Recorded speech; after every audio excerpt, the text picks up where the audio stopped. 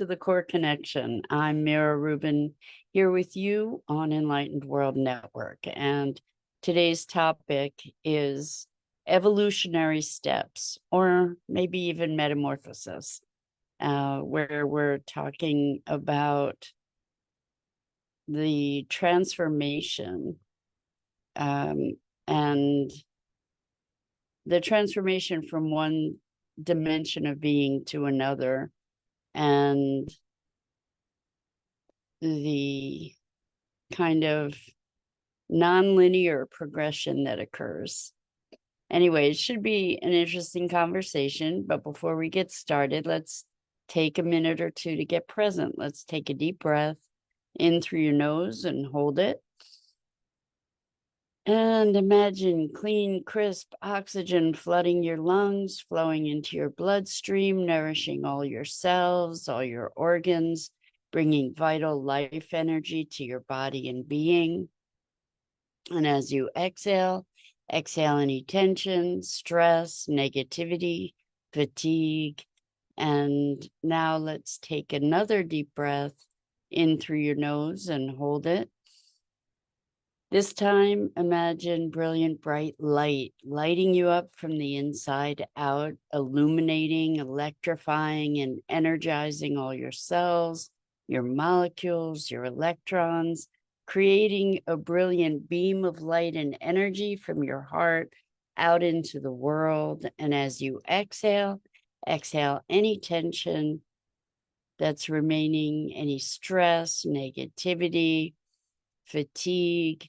And now let's press our palms together, vigorously rub your hands together to feel the friction, the temperature, the pressure, the motion, the tickling and tingling when you stop, and allow all those sensations to bring you present right here, right now, into this remarkable physical form that enables us to experience life. Welcome, welcome, welcome. Good morning, Rosalind. Great to have you here with us this morning. And good morning to everyone else who's joining us. Today, we're talking about evolutionary steps and really metamorphosis. When we think about the caterpillar to the butterfly, it's not a linear process. It's a bizarre transmutation, really, where the caterpillar is in a cocoon, and the cells of the caterpillar actually dissolves, and from these activated imaginal cells, they're called, this new thing, this butterfly, emerges. And so the caterpillar actually dissolves. It's created into something that's unrecognizable before emerging into this butterfly. And it is almost, we could consider it almost an alchemical process, because something emerges that wasn't in any way resident previously. And when we go through our own transformations and our own evolutions, our own metamorphoses, well, I think that something not terribly dissimilar happens, where we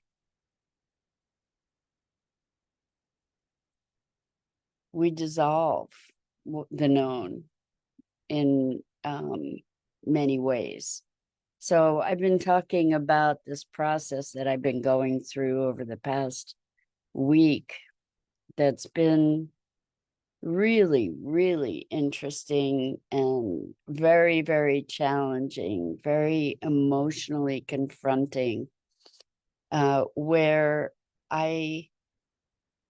in this process of moving through some very old patterns, have had an experience of that's been very physical, not just emotional, not just intellectual or mental, but physical, feeling almost like the makeup of my cells are changing, feeling these physiological shifts happening. It's been super intense, super intense. And to be going through that and bear witness to it while experiencing it has been challenging, because there's been, and I have to use a word as extreme as onslaught of old patterns and feelings that really characterized my sense of self and existence for so much of my life. And, these things that we think we've purged or completed or whatever, this is certainly stuff that I had believed was complete, that was done. And here it just resurfaced with such a force that it it, it was like pulling toxins, pulling it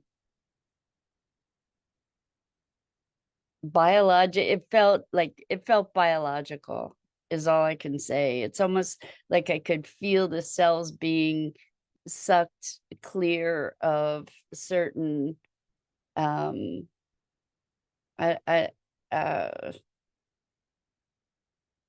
elements. It was a bizarre experience, just bizarre and very disruptive and extremely emotional.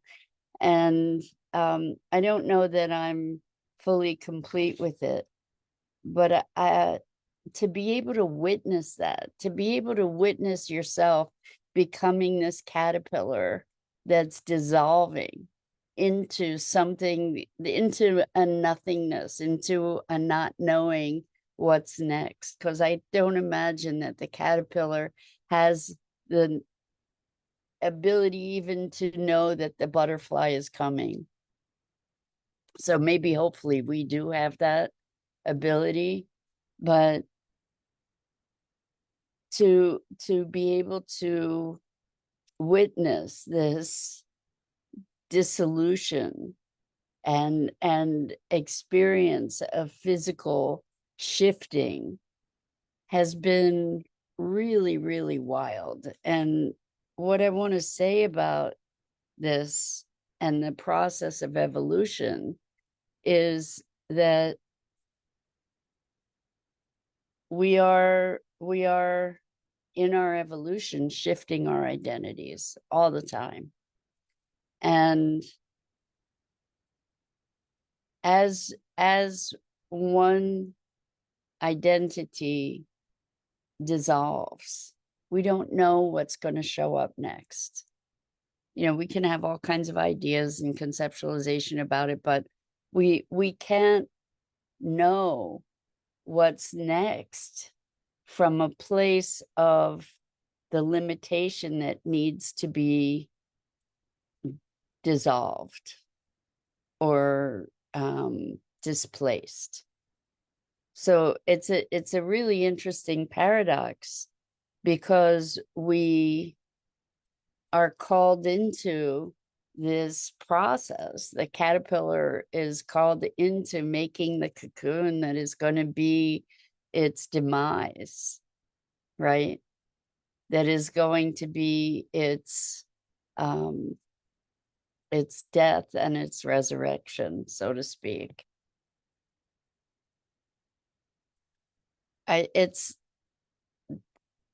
We can't take who we've been into our highest becoming. And this regeneration it's not a primrose path. It's not an easy path to be willing to relinquish what we've known in favor of something that we can't even imagine. I mean, even our imaginings can go only so far. You know, if we think of what the imaginings of a caterpillar might be in thinking its transformation, the leap to the notion of a butterfly is just unfathomable, right? Because what we imagine for ourselves is a continuum of who we've been and what we know. And so how do we step into this unknown without resistance? Now that's the really interesting thing. You know, is it even possible to step into that unknown without resistance? Even if that resistance is not a conscious fighting, but the resistance resides in our known world, the structure of our existing beliefs, behaviors, ideas, experiences, references, that we have this foundation of being that then becomes kind of irrelevant to the becoming. If we think about what the imaginings of the caterpillar must be, even if it's eager to transform, it has no reference point for being a butterfly. And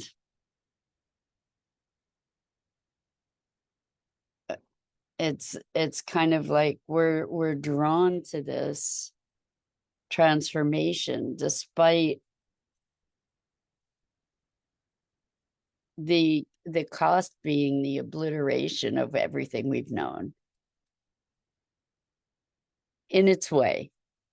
To be moving toward the inconceivable because we have some notion of what we imagine it to be. It's kind of fascinating. It's kind of fascinating. And when we think about this evolution, it's like we have these frequencies of energy, belief, pattern, behavior, history, conceptualization, and we're looking to go to another level. But part of going to that other level is going to be the dissolution of all those patterns, which is the way we know not only ourselves, but the world. And we've talked a lot about how our context shapes the world that we experience. So our beliefs, behaviors, patterns, history, context shapes our experience. It shapes the way that we interpret experience. It shapes the way that we incorporate and experience ourselves, each other, the world, our lives. And in order to move to the next place, we can't take that with us. All the knowing that we know the world and ourselves through needs to be left behind to allow for whatever the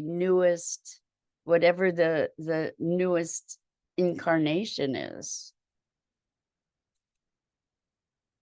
And those ideas themselves present the resistance. So to move through this passage is not without its resistance. And it's from resistance that we experience struggle. And so the emotional disruption, being in the pain of it, but not of it, still there's this resistance. It's the resistance that creates the struggle, that creates more resistance. It's just this crazy loop of how do I break free of being myself, the self that I've known, to become the self that I came here to be. It's a really paradoxical kind of situation. It's, it kind of, we have these stories of superheroes, right, that transform from one state to another. And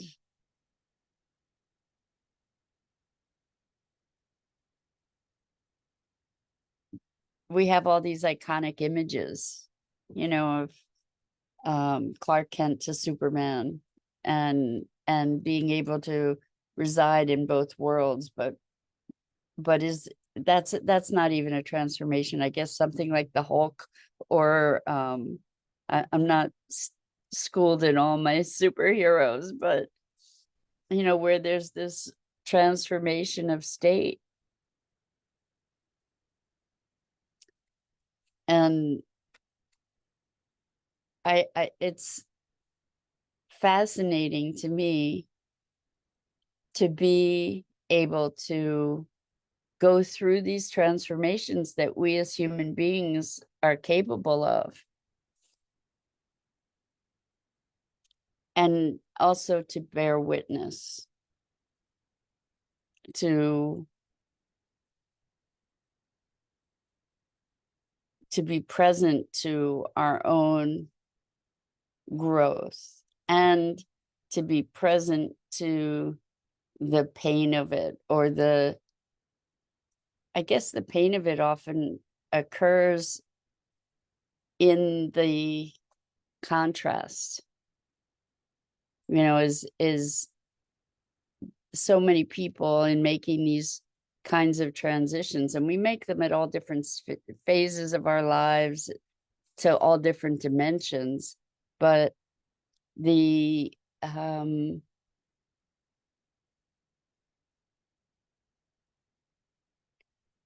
the discordance can make us feel like we're going crazy, because what we know is falling away, and the unknown is intruding, and things become unfamiliar and erratic and nonlinear and harder to make sense of. And how do we navigate that? How do we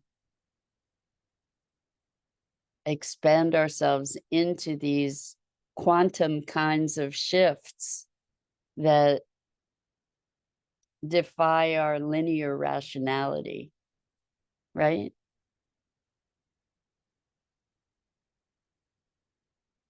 And so maybe there are threads that carry us through from one of these transition points to another, not like they're delineated, but there are quantum shifts. Quantum shifts are nonlinear.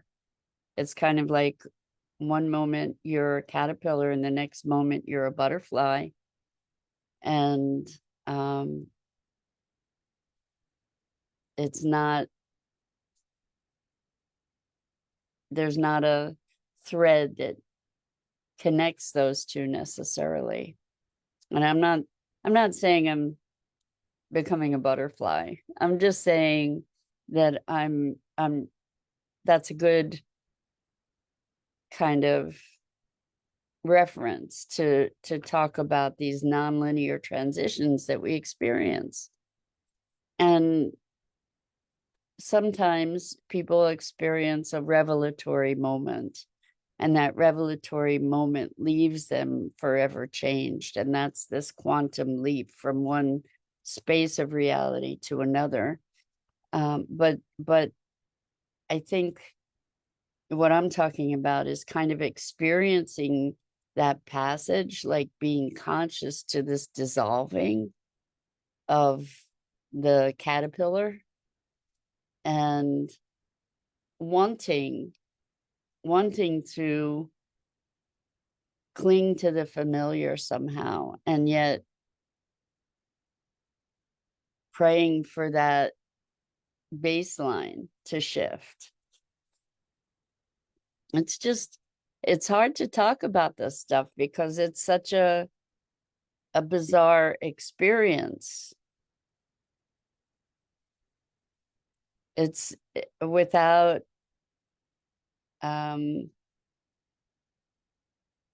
without a reference point in our daily cultural conversation. And yet so many of us who are moving into greater awareness or living with a commitment to awakening, so many of us experience these kinds of transitions, these purifications through fire, where it's kind of the phoenix burning up and re-emerging as something new, a new iteration of oneself. And I imagine that as we go through these transitions, it's kind of like some seeds are activated only through fire, because it clears that outer protective shell. And then because the timing is right, the fire is clearing that boundary, that barrier to their actual growth.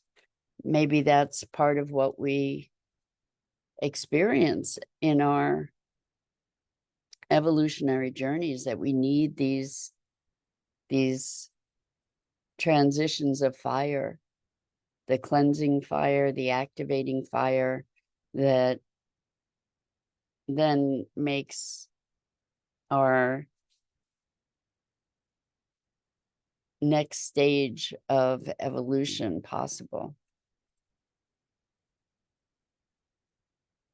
But it doesn't mean that passage is easy, right? It doesn't mean that there's anything wrong or bad about experiencing that resistance and that agony in its way of releasing the known, and that step into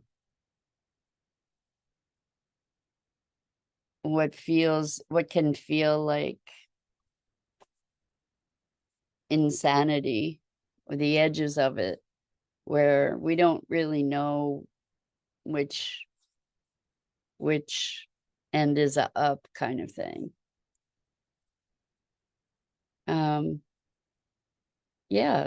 What I can say is it's whatever's going on, whatever the clearing is of these old patterns, it's been very tumultuous. And I'm here to say that that's okay. For those of us that are going through these transits, that are experiencing these clearings,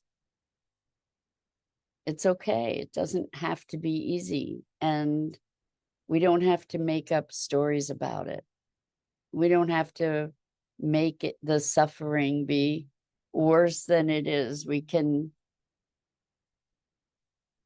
allow for this emergence and this evolution. So Rosalind says, did this transition occur in one session, the recent clearing? It's still clearing, Rosalind, and it's not one session. It's been days and days of deep, profound emotion and feeling like physical, like something is being pulled out of me, even, like purging. That it feels like purging, and it feels like um all this emotion just ugh, the like this dark black gook coming out and clearing. And it's been days and days, very intensively focused days and days.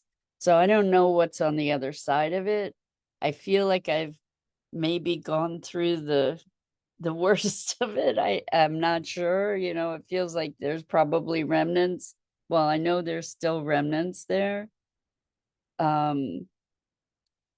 But it's been one of the most intense clearings I can say I've experienced, and it's been prolonged and challenging. And I think because it was so much of who not only I was in my life for such a big part of my life, but also generationally. I think it's clearing generations. So we physically are a representative of the generations. We have physiological material information, if not even energetic information, that has been passed from generation to generation. And even humanity, we're carrying seeds of the universe within us, right? So I think that there are depths, different clearings, whatever, go to different depths. And I don't know what this is. I don't know if it's my personal history, if it goes beyond that into the generations of my family or beyond that. I can just say it's been hell. It's been really so surprisingly emotional and energetic and physical. And yeah, I don't know what's on the other side of it. I don't know if I'll feel any different even. I'm still going through it. Lots of tears, lots of frustration, old griefs, old hurts, old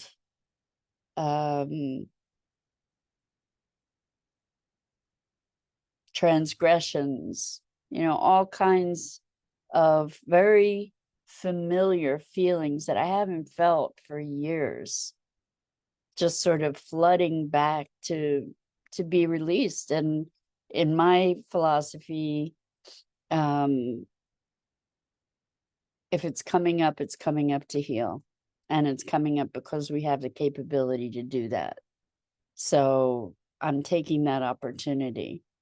I'm just saying to anybody else who's going through this, and I expect that there are many of us, allow it, be present for it. That's what we came here to do, is clear all this stuff out, right? And I think that's it for this morning. So thank you so much for being here and giving space to whatever transformations we all go through. And know that just because it's hard doesn't mean it's bad. Even if it's painful, doesn't mean it's bad. And I'm Mira Rubin. This is the Core Connection, and I go live here each weekday morning at 9 a.m. Eastern on the Enlightened World Network Facebook page and YouTube channel. And I invite you to please like, follow, and share Enlightened World Network and me. The links are in the chat and in the description. And again, it really is a privilege to to share this time together. And I wish us all passage filled with as much grace as we can allow. And so until next time, so much love to you.